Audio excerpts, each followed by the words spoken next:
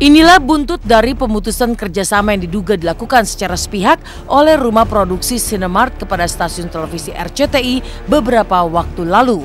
Tanggal 16 Maret 2017, akhirnya Pengadilan Negeri Jakarta Barat memenangkan gugatan RCTI terhadap Sinemart atas tuduhan pelanggaran wan prestasi. Selain menyatakan bahwa Sinemart terbukti melakukan pelanggaran wan prestasi, Pengadilan Negeri Jakarta Barat juga mewajibkan Sinemart membayar ganti rugi senilai 2,6 triliun rupiah.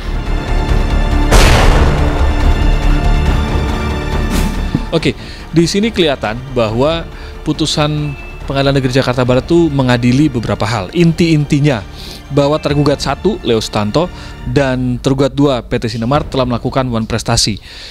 Kemudian menghukum tergugat 1 Leo Sutanto dan tergugat 2 untuk menghentikan dan atau membatalkan penjualan seluruh atau setidaknya sebagian besar saham. Berikutnya menyatakan batal penjualan seluruh atau setidaknya sebagian besar saham tergugat 2 Sinemart ya kepada PT Indonesia Entertainment Group. Itu adalah anak usaha dari SCMA Tbk. Kemudian ini yang menarik juga, menghukum tergugat 1 Leo Sutanto dan tergugat 2 Sinemart secara tanggung renteng untuk membayar ganti kerugian kepada RCTI senilai 2 triliun 641 miliar 79 juta 147.500 rupiah.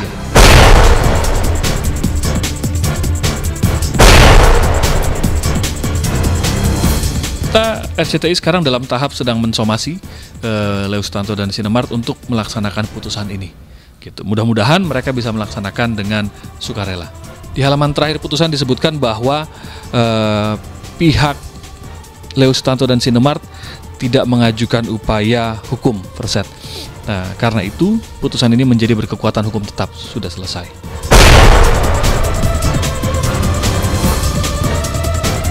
Dalam keputusan pengadilan yang sudah berkekuatan hukum tetap tersebut, Sinemart juga harus membuat permintaan maaf secara tertulis yang akan dimuat di 9 surat kabar nasional. Kedepannya, rumah produksi yang pernah bekerja sama selama 10 tahun dengan RCTI ini hanya diperbolehkan menjual programnya kepada stasiun TV RCTI. Perginya Sinemart dari RCTI kala itu sempat membuat Andi Arsyil dilema. Arsyil yang akhirnya sukses dengan sinetron Dunia Terbalik bahkan sempat mendapatkan hujatan karena keputusan tak mengikuti Sinemart hengkang dari RCTI.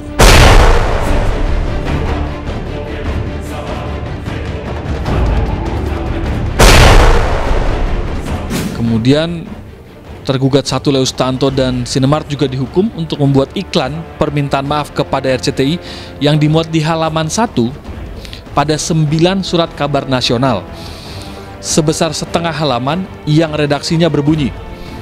Ada redaksinya diatur oleh pengadilan juga. Permintaan maaf. PT Sinemart Indonesia dan Leo Sutanto dengan ini meminta maaf kepada RCTI atas pelanggaran perjanjian antara Sinemart dan Leo Sutanto dengan RCTI agar Sinemart hanya menjual program acara kepada RCTI. Hanya menjual program acara kepada RCTI.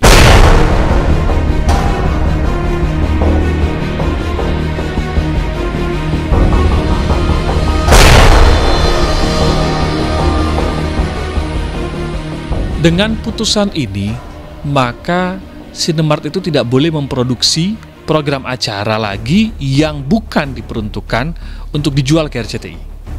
Jadi, dia masih boleh beraktivitas tidak? Boleh, asal aktivitasnya adalah membuat program acara untuk dijual ke RCTI. Nah, kalau untuk dijual kepada pihak lain, nggak boleh.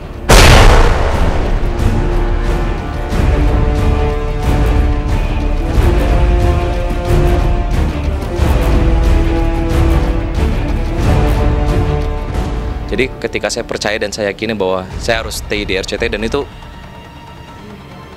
pergulatan yang sangat luar biasa sekali yang ada dalam pikiran saya, dalam perasaan saya gitu.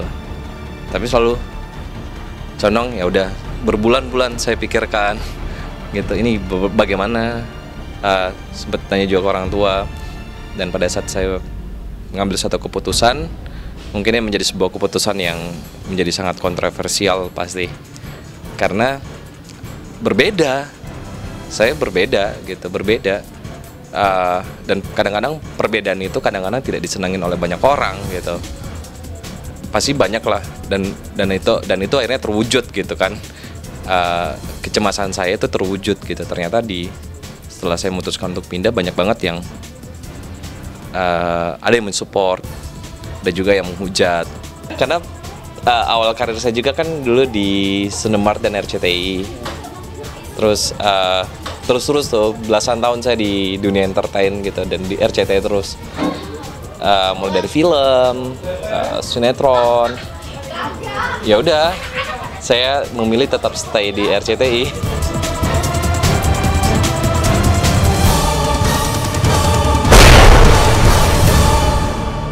Hengkangnya Cinemark dari RCTI yang berbuah konsekuensi hukum ternyata tak berdampak pada sinetron-sinetron yang tayang di RCTI. RCTI tetap mampu menampilkan cerita-cerita yang lebih segar dan menarik dibandingkan sebelumnya.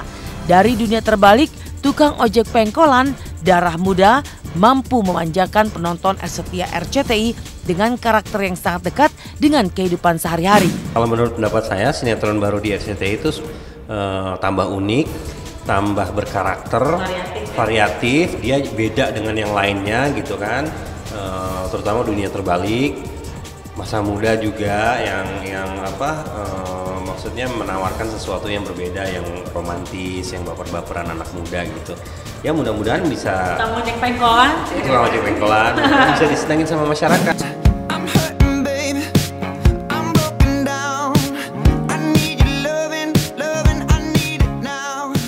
Marsha Tanker, adik kandung Nagita Slavina, akhirnya resmi menikah dengan Barry Tamin di salah satu hotel di Jakarta Selatan kemarin 16 April 2017. Dengan nuansa adat Jawa yang kental, Caca tampil cantik dan sangat mirip dengan sang kakak saat menikah dengan Raffi Ahmad. Sayang di pesta pernikahan Caca tak terlihat Raffi Ahmad ataupun keluarga Raffi lainnya. Absennya Raffi menjadi tanda tanya besar, mengingat pesta tersebut adalah momen penting di keluarga istrinya. Lantas benarkah kabar yang menyebutkan hubungan tak harmonis antara Raffi dengan keluarga Gigi? Raffi saya nggak lihat, nggak tahu. Ada nggak? Tapi untuk Raffinya nggak sama. Saya nggak lihat. Jadi keluarganya Gigi memang dia beda lah sama keluarga Gigi kan, memang ya keluarganya juga nggak terlalu suka gitu terekspos atau gimana. Jadi Gigi juga menghargai adiknya, keluarganya. The whispers in the morning. 16 April 2017 juga menjadi hari bahagia artis senior Nani Wijaya dan sastrawan Ajib Rosidi. Di usia Nani yang sudah 72 tahun dan Ajib yang sudah 79 tahun, keduanya dipersatukan dalam ikatan perkawinan.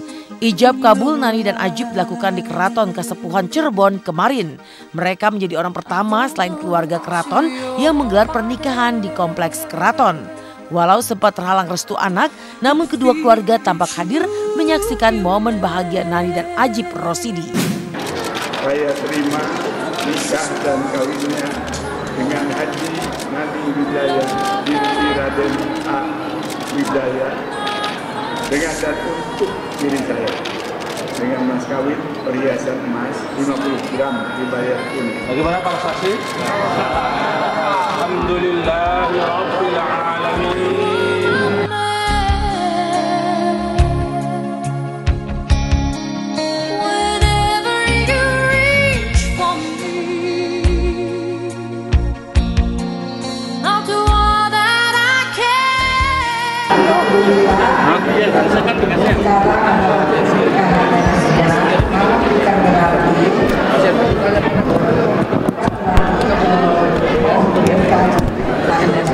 Tidak sama sekali pernikahan saya yang terakhir. Saya mohon perasaan kawan tidak bisa menjelaskan itu sekali barangkali datang.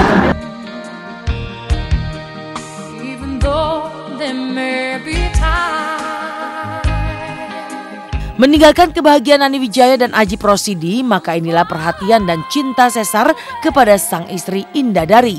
Dengan setia Sesar menemani Indah Dari berobat lantaran penyakit kulit langka yang sudah 8 tahun dideritanya. Lalu seperti apa upaya Indah Dari mencari kesembuhan?